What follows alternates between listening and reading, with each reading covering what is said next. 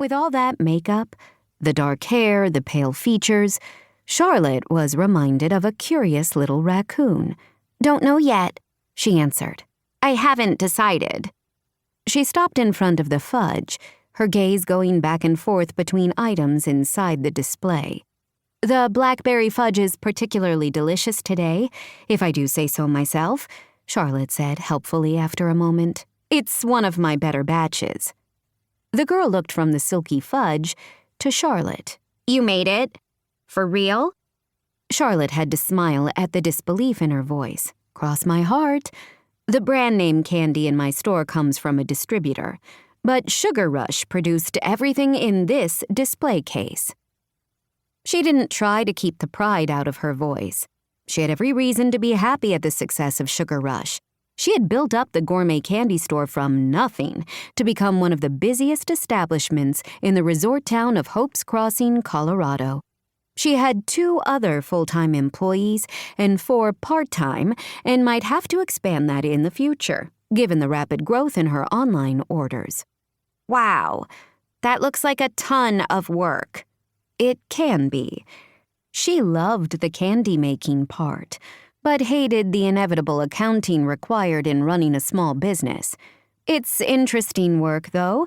Have you ever seen anybody dip chocolates by hand? Her young customer shook her head, even as an older couple came into the store. They had probably come from the big RV she could see parked in a miraculously open spot. She smiled at them as they migrated instantly to the boxed jelly beans displayed against the far wall. "It's pretty cool. My crew usually starts early in the morning and wraps it up by about noon, when it starts to get too warm for things to set up." When she first opened the store, Charlotte had made everything herself, but she inevitably ran out of inventory by the end of each day.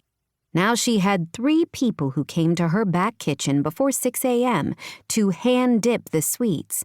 She still made most of the fudge herself, prepared in the traditional copper pots with wooden spoons.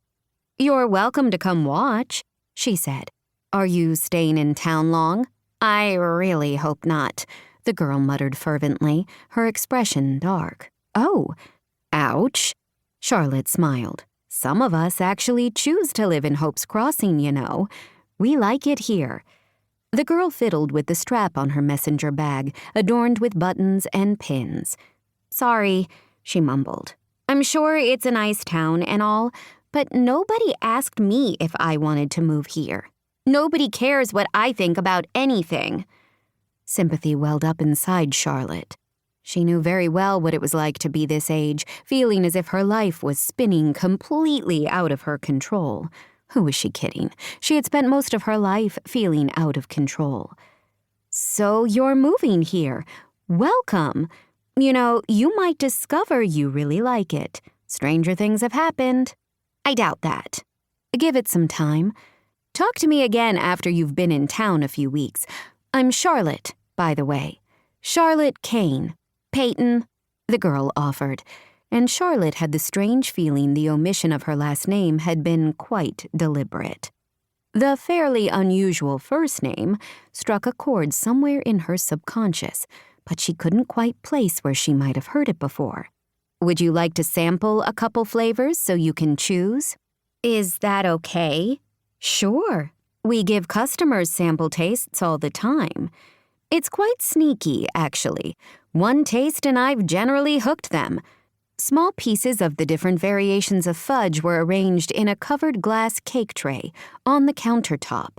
She removed the lid and, after a moment's scrutiny, separated a few flavors onto one of the pretty plastic filigree sample plates she kept for that purpose, then handed it to the girl. "These are our 3 most popular flavors: blackberry, peanut butter, and white chocolate." She waited while the girl tried them and had to smile when her eyes glazed a little with pleasure after each taste.